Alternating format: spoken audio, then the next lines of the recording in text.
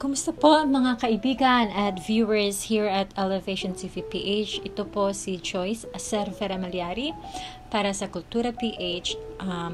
Akin po hinahandog sa inyo ang espesyal na kabanata para sa buwan ng wika ng Agosto, ang alamat ng pinya.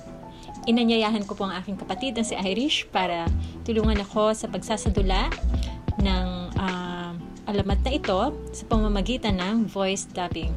Naway magustuhan po ninyo at naway manatili kayo hanggang dulo ng video na ito. Maraming salamat. God bless you. Narito ang isang bersyon ng Alamat ng Pinya or The Legends of the Pineapple. Nakuha ko ang kwentong ito or ang bersyon na ito sa pinoycollection.com. Credit to the original owner of this article. Thank you so much. So, narito na po ang kwento ng alamat ng pinya.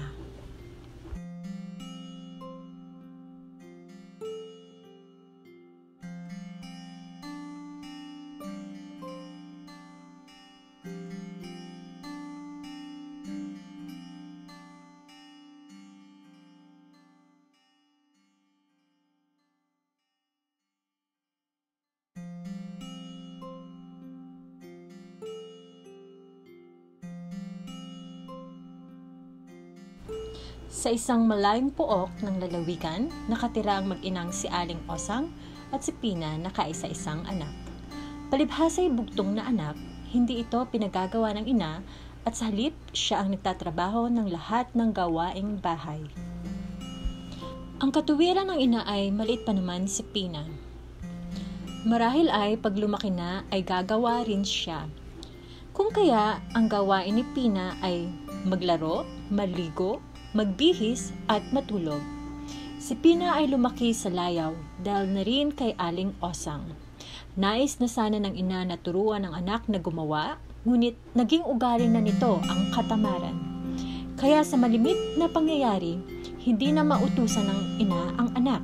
Palibhasa'y ina kaya matiisin.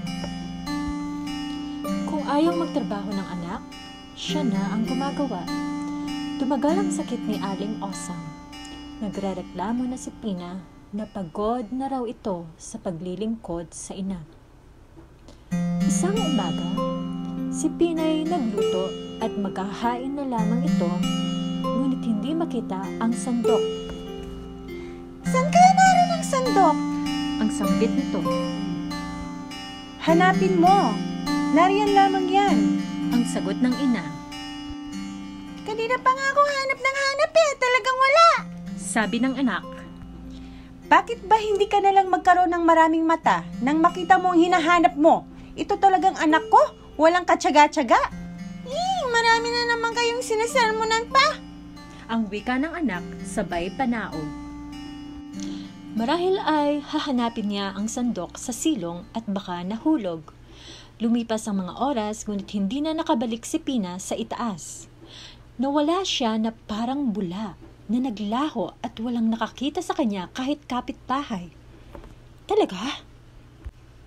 Ilang araw ang nakaraan sa tulong at awa ay gumaling na si Aling Osang. Hinanap ng ina ang anak ngunit hindi na sila nagkita. Isang araw, sa may bakuran ay nagwalis si Aling Osang. Laking gulat niya nang makita niya ang tumubong halaman malapit sa kanilang tarangkahan. Inalagaan niya iyon at dinilig araw-araw. Di nagtagal at nagkaroon ng bunga. Napansin niya ito at tila maraming mata. Tuloy, naalala niya ang sinabi niya sa kanyang anak na si Pina. Gosh.